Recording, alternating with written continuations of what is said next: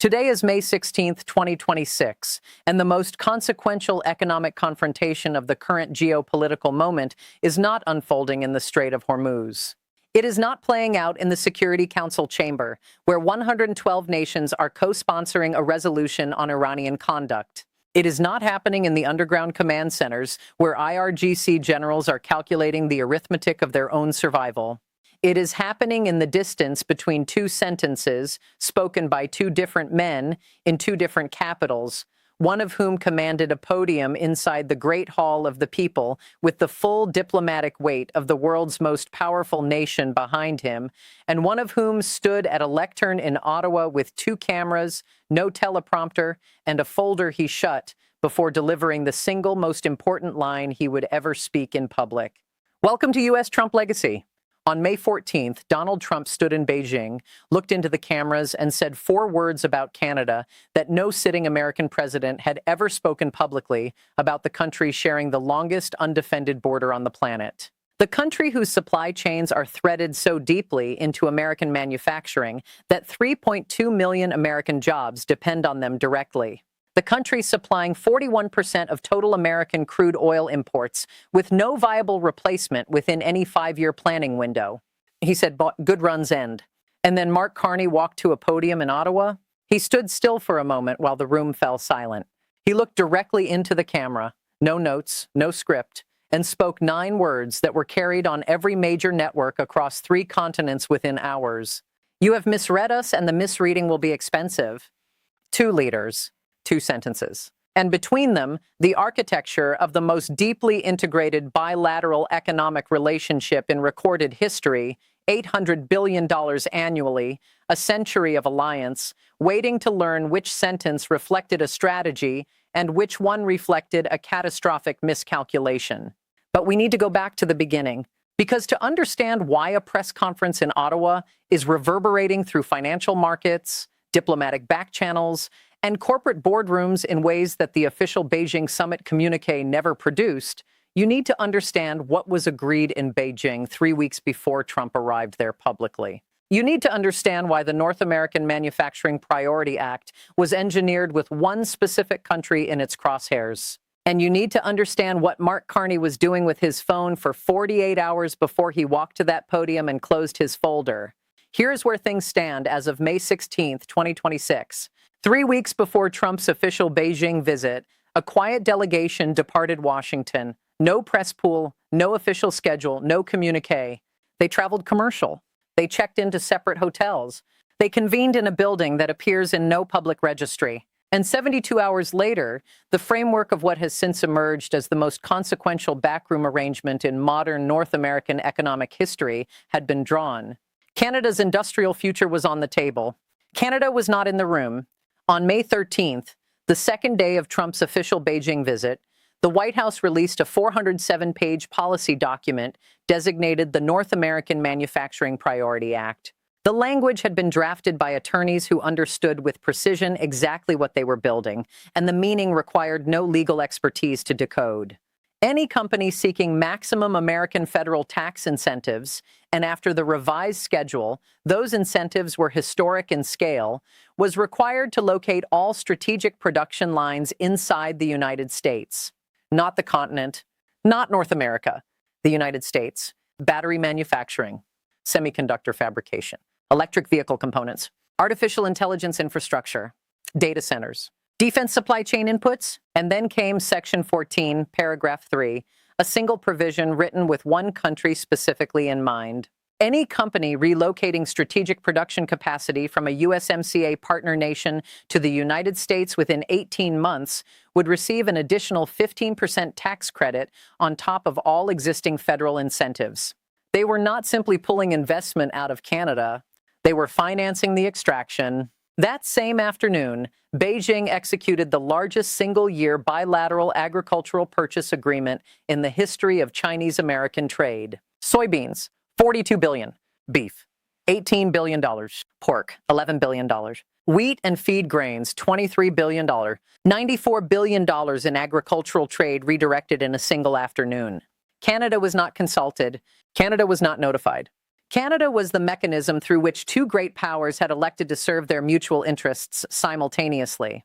Let's be precise about why this specific combination, the manufacturing incentive architecture and the agricultural contract redirection, represents something categorically different from conventional trade policy or standard issue protectionism.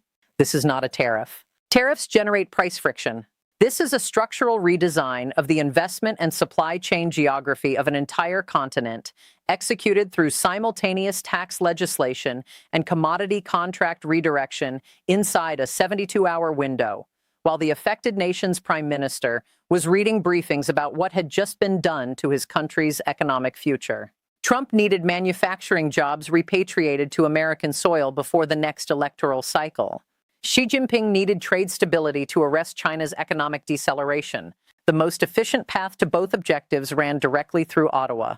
Not past Ottawa, through it. A White House senior advisor, speaking anonymously, was quoted in the days that followed. "Why share industrial prosperity with Canada when America can keep all of it?" That sentence was leaked.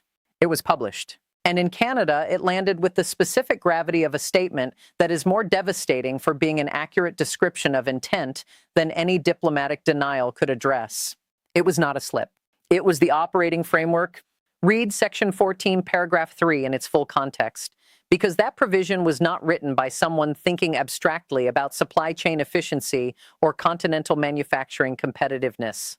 It was written by someone thinking about Ontario. Ontario had committed over $30 billion to electric vehicle manufacturing, battery plants, component production lines, and research corridors connecting university engineering departments directly to factory floors. The province had methodically, patiently, and with measurable success positioned itself to become what economists were beginning to call the EV capital of North America. That projection held until May 14, 2026. Within 48 hours of the Beijing agreements becoming public, three major Chinese battery manufacturers holding signed letters of intent with Ontario facilities announced simultaneous decisions. One relocated to Texas. One announced a new facility outside Phoenix. One issued a statement suspending all Canadian commitments indefinitely. Washington supplemented this with an announcement that Chinese companies choosing to manufacture inside the United States rather than Canada would receive streamlined regulatory approval, compressing processes that normally require years into 90 days. They were not simply incentivizing the move. They were removing every friction point that had previously made relocation complicated. Now let's address what Canada actually sits on, because the strategic minerals dimension of this confrontation is the element that transforms it from a bilateral trade dispute into a structural geopolitical realignment whose consequences extend to every major economy on Earth. Canada holds some of the largest deposits of lithium, nickel, cobalt, uranium, and rare earth elements on the planet. These are not optional industrial inputs. They are the physical substrate that every battery, every semiconductor, every defense platform, and every renewable energy installation on Earth requires to function. There is no electric vehicle without lithium. There is no advanced semiconductor without cobalt. There is no modern weapons system without the rare earth elements whose global supply chain is currently dominated by China, and whose alternative supply base is dominated by Canada and Australia. For decades, this resource endowment was Canada's quiet strategic insurance policy. No major power could afford to simply sideline a nation sitting atop that scale of critical material wealth. The Beijing agreements were engineered to cancel that insurance. Washington committed to dramatically accelerating domestic critical mineral extraction, fast-tracking permits stalled for years, overriding environmental review timelines, directing the Defense Production Act toward American mining at a scale unseen since the Second World War. Beijing simultaneously agreed to redirect Chinese investment capital away from Canadian mining projects and toward American mineral development equivalents. Canadian mining stocks fell an average of 14% in the single week following Trump's return from Beijing. Two major lithium projects in British Columbia, both carrying secured Chinese financing, saw that financing suspended within 10 days of the agreements becoming public. A confidential internal assessment circulated to Canadian cabinet members, later obtained by investigative journalists, contained one sentence that captured the entire strategic shift with brutal clarity. Canada is at risk of becoming a raw material supplier while all value-added production migrates south of the border. Not a partner in the supply chain, a quarry. Now let's talk about Mark Carney, because understanding precisely who this man is and what he has actually executed in the highest stakes financial environments of the modern era is understanding why Trump's characterization of him as weak and all talk is the specific category of misreading that his press conference warned would be expensive. Carney served as governor of the Bank of Canada. He guided that country through the 2008 financial crisis with greater precision and less institutional damage than any comparable advanced economy achieved in the same period. He was then appointed governor of the Bank of England, the first and only non-British citizen in that institution's 300-year history to hold the position. He served 13 years as a managing director at Goldman Sachs, navigating the most complex financial negotiations the private sector generates. His doctorate in economics is from Oxford. This is not a politician who learned economics as a policy instrument. This is an economist who spent 3 decades at the absolute apex of the global financial system, managing crises, negotiating with governments and institutions that held the structural leverage, and learning in those rooms that the most dangerous counterparties are never the ones who announce their intentions. They are the ones who have already acted before anyone else has noticed. He does not raise his voice in public. He does not perform outrage. He moves with the controlled stillness of someone who has spent his career in rooms where a single misplaced word costs billions, and who has fully internalized that the negotiator who has absorbed that constraint is the one whose silence carries more force than anyone else's loudest statement. The night the Beijing agreements became fully public, Carney did not call a press conference. He did not post to social media. He did not call Washington. He sat at his desk and read every page of the North American Manufacturing Priority Act, Section 14, Paragraph 3 in full.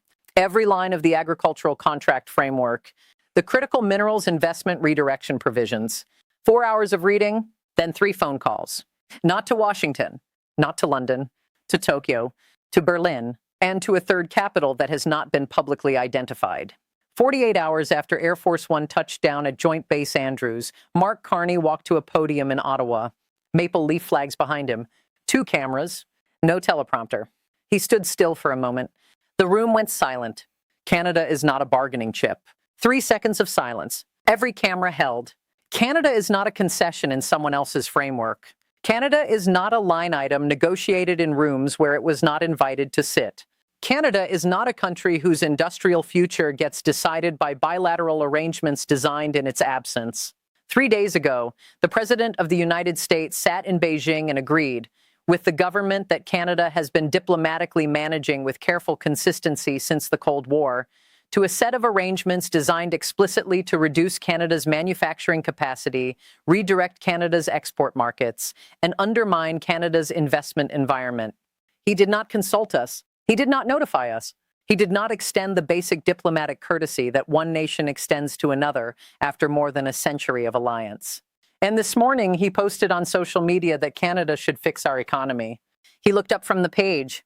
He looked directly into the camera. I want to respond to that clearly. Canada's economy does not need fixing by those who would dismantle it. It needs to be defended from those who treat partnership as value to be extracted and alliance as a convenience to be discarded the moment a more profitable arrangement appears across the Pacific. He closed the folder. He did not look away. To those who believe that Canada will absorb this quietly, that patience is the same as weakness, that restraint is the same as submission. 3 seconds of absolute silence. You have misread us, and the misreading will be expensive. That press conference was watched 47 million times in the first 24 hours. Not because it was dramatic. Political speeches go viral for drama. This was not dramatic. It was cold, precise, controlled. The stillness of a man who is not telling you what he intends to do. He is telling you what he has already done. 47 million views because every person watching it, including the people in Washington who did not want to be watching it, understood they were not watching a performance. They were watching a report. Trump's response arrived the following morning on Truth Social. Carney is all talk, no action. Canada is a mess and he's giving speeches. Very weak. 6 words. From the man who had just restructured the most integrated bilateral economic relationship in human history, in 72 hours, without consulting the country being restructured. The assessment of weakness arrived before the 6 countermoves had become fully visible. By the time they did, the assessment required urgent revision. Let's get into the 6 simultaneous moves. Because what Carney executed in the 72 hours following the Beijing agreements is the strategic response that will be studied in diplomatic programs for a generation. None were announced as a coordinated package. None were framed as retaliation. Each was presented with deliberate precision as a routine exercise of Canadian sovereign economic policy. Together, they constituted the most disciplined economic counterpositioning by a mid-sized power against a superpower in the modern diplomatic record. Move 1. Canada formally notified the United States Trade Representative that it was initiating a comprehensive USMCA compliance review, specifically flagging Section 14 relocation incentives as potential violations of the agreement's investment neutrality provisions. Not a threat, a legal process. Quiet, procedurally correct, and impossible to dismiss because it invokes a binding international agreement that the United States itself negotiated, signed, and has repeatedly cited as the governing framework for North American trade. The compliance review carries no scheduled resolution date. It will run, it will generate findings, and those findings will carry legal weight that no press conference denial can override. Move 2. Canada announced an emergency expansion of its Critical Minerals Investment Authority, a new sovereign fund capitalized at $40 billion, specifically structured to replace the Chinese investment capital redirected away from Canadian mining projects. Sovereign funds of this capitalization do not materialize fully structured 48 hours after the triggering event unless the legal architecture, the funding mechanism, and the investment mandate were already prepared before the triggering event occurred. Carney had been building this since his Tokyo phone call. Move 3. Canada announced a new bilateral industrial partnership with the European Union, a fast-track manufacturing investment corridor that EU trade officials had been drafting for 3 months, waiting for precisely this political moment. The Brussels announcement arrived with complete documentation, investment timelines, legal framework, implementation schedule, precisely because it had been prepared in anticipation of the moment when Canadian industrial assets would become available at a discount and the European Union would have both the commercial rationale and the strategic justification to acquire positions at scale. Move 4. Canada announced preferential market access agreements with Japan, South Korea, and Australia for critical mineral supply, positioning Canada as the primary alternative to Chinese mineral supply for allied nations increasingly focused on supply chain resilience. Japan, South Korea, and Australia are 3 of the 4 economies most urgently requiring a trusted alternative supplier for the critical minerals that China currently dominates globally and that Canada possesses in abundance. Canada became the explicit preferred alternative supplier for all 3 simultaneously. Move 5. Carney's office released a comprehensive economic impact assessment of what American supply chains actually depend on from Canada. Not a political document, an economic document prepared by Statistics Canada and 3 independent research institutions. The numbers were specific by design: $800 billion in annual bilateral trade, 3.2 million American jobs directly tied to Canadian supply chains, 41% of total American crude oil imports, with no viable alternative source within a 5-year horizon. These figures were not produced for a press conference. They were produced for the boardrooms of those 3.2 million American workers' employers and for the energy analysts tracking that 41% crude import dependency. The document was arithmetic delivered to the audience that reads arithmetic most carefully. Not voters. Shareholders. CEOs. Bond market participants. Central bank governors. Allied capitals. Move 6 was the most operationally consequential, and the one that produced the most immediate measurable results. Carney personally called the CEOs of 11 major American corporations with significant operations in both countries. Not to threaten them, to inform them. He walked each one calmly and with complete specificity through exactly what Section 14 relocation incentives would cost them in Canadian regulatory cooperation, Canadian resource access, and Canadian market participation if pursued. He was not issuing ultimatums. He was doing the math with them in real time, allowing each CEO to reach independently the calculation that their own financial advisors would eventually present to them anyway. When the calls concluded, 7 of the 11 companies publicly announced they were pausing relocation reviews pending further regulatory clarity. 3 initiated internal reviews. 1 proceeded and has since discovered that the 90-day streamlined regulatory approval Washington advertised has in practice involved timelines closer to 4 years. Now let's address what has happened in the 3 weeks since the Beijing summit, because the immediate market and corporate reactions have been followed by secondary and tertiary effects that reveal with precision which side of this confrontation had correctly modeled the response dynamics. The 3 Chinese battery manufacturers that pivoted away from Ontario within 48 hours of the Beijing agreements, 2 of them have quietly reinitiated contact with their original Canadian partners. Not because of diplomatic pressure, not because of political sentiment, because American regulatory timelines, the 90-day streamlined approval Washington advertised, turned out in practice to require the 4-year process the regulatory framework actually mandates, regardless of political preference. The Chinese manufacturers ran the numbers. Canada was still faster. The infrastructure was already built. The workforce was already trained. The supply chain connections were already operational. The $30 billion Ontario had invested had produced a platform that could not be replicated in a new American location without the time and capital cost that entirely erased the value the 15% additional credit was designed to provide. The tax credit was large enough to generate announcements. It was not large enough to make the full relocation economics work for manufacturers who had already built their Canadian operations to operational readiness. The agricultural contracts tell their own secondary story. Canadian canola exports to China fell sharply in the immediate aftermath. Canadian grain farmers in Saskatchewan absorbed the specific kind of acute economic pain that the futures price collapse on the day of the announcement had telegraphed. A grain farmer outside Regina who had sold canola to China for 22 years sat in his truck in his own field for 40 minutes before he could bring himself to call his bank.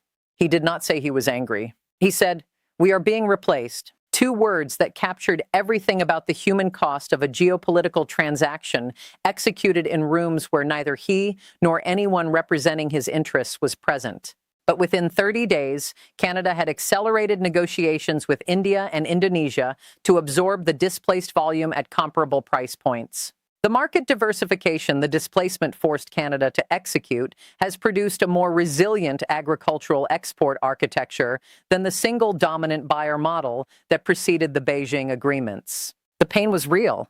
The structural outcome may be more durable than the arrangement it replaced. The critical minerals investment gap has produced results invisible in the immediate aftermath, but now defining the medium-term picture. 3 European sovereign wealth funds committed a combined $22 billion to Canadian mining projects in the weeks following the Beijing agreements, capital that had been standing by, watching the Canadian mining sector with calculated interest, waiting for the moment when assets would become available at a discount. Trump had created a sale. The buyers who arrived were not American. They were European. The strategic consequence of European sovereign capital holding significant positions in Canadian critical mineral production is a materially different geopolitical outcome from the one the Beijing agreements were designed to produce. The agreements were designed to leave Canada without investment capital to develop its critical mineral assets, positioning American domestic extraction as the alternative supply base for allied critical mineral demand. Instead, allied capital flowed to Canadian assets, making Canada the critical mineral supplier of record for European, Japanese, Korean, and Australian industrial demand, while simultaneously giving those allied economies a direct financial stake in Canadian resource development that creates its own structural support for Canadian supply chain integration with the broader allied economic architecture. A Wall Street analyst published a note that circulated to every major financial desk on 3 continents. It read, "The administration appears to have confused Canada's patience with Canada's weakness. The distinction is becoming expensive." That assessment is not partisan commentary. It is the financial sector's reading of the transaction data, the corporate announcement patterns, the investment flow records, and the compliance review timeline that together constitute the measurable outcomes of this confrontation to date. The note circulated because it was accurate about what the data shows. Now let's talk about the 4-second pause, because this single moment from the entire sequence captures in its smallest possible form what the largest strategic picture contains. 1 week after Air Force One returned from Beijing, a journalist at a White House press briefing asked the press secretary whether the administration had calculated what a successful Canadian USMCA compliance claim would cost American businesses in the affected sectors. The press secretary said, "We are not concerned about that." The journalist followed by asking whether the administration had reviewed the Canadian Economic Impact Assessment, the document showing 3.2 million American jobs tied to Canadian supply chains. The press secretary said, "We will take a look at that." And then the journalist asked the question the entire room had been building toward. When the president said Canada's good run is over, is that the official position of this administration on the alliance? The press secretary paused. 4 seconds. Caught on every camera in the room. 4 seconds of silence from a spokesperson whose entire professional function is to answer questions without hesitation. Then, next question. That 4-second pause was broadcast on every major Canadian network that evening, played directly beside Carney's press conference. The contrast required no commentary. One man had looked into a camera with no notes, no script, no hesitation, and spoken with the absolute stillness of someone who had prepared every word and knew every word was accurate. The other side had needed 4 full seconds to decide what it was permitted to say, and then chose to say nothing at all. Let's bring the complete picture together into the frame that makes this confrontation the most consequential economic power demonstration of the post-Beijing summit period. The North American Manufacturing Priority Act is law. Section 14, paragraph 3 is in effect. The agricultural contracts are signed, the investment has begun moving, and simultaneously, 7 of the 11 American CEOs Carney called are pausing relocation reviews. 2 of the 3 Chinese battery manufacturers are back in conversation with their Canadian partners. 3 European sovereign wealth funds have committed $22 billion to Canadian mining. Canada has signed preferential mineral supply agreements with Japan, South Korea, and Australia. The EU fast-track industrial corridor is being built. The USMCA compliance review is running with no scheduled resolution date. The economic impact assessment showing 3.2 million American jobs sits on record at every financial analysis desk covering North American trade.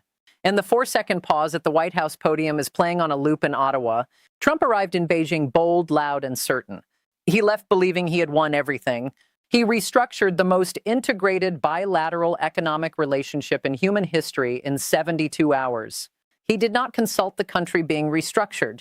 He told the world Canada's good run was over. He posted on Truth Social that Carney was weak. That certainty is the miscalculation, because the man who walked to a podium in Ottawa with no teleprompter and closed his folder before the most important sentence was not performing certainty. He was reporting on preparation that had been underway for months. While Trump was calibrating his Great Hall of the People statement, Carney had already called Tokyo and Berlin. While Air Force One was in the air returning from Beijing, Carney was on the phone with 11 American CEOs doing the math with them out loud. While Trump was posting on Truth Social about weakness, Carney's sovereign fund was being capitalized, his EU corridor was being finalized, his preferential mineral agreements were being signed, and his compliance review was being filed. Trump was bold in Beijing. Carney was ready in Ottawa. The manufacturing incentives are law. The agricultural contracts are signed. The USMCA compliance review is running without a scheduled end date. The 3.2 million jobs are on a spreadsheet that no one at the White House podium was prepared to address. The 4-second pause is on the permanent record.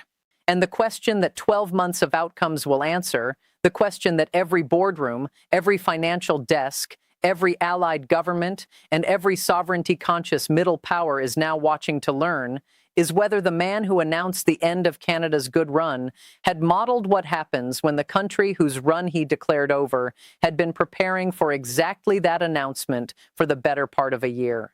The misreading, as Carney said without raising his voice, will be expensive. The only thing still being determined is precisely how expensive, and for whom.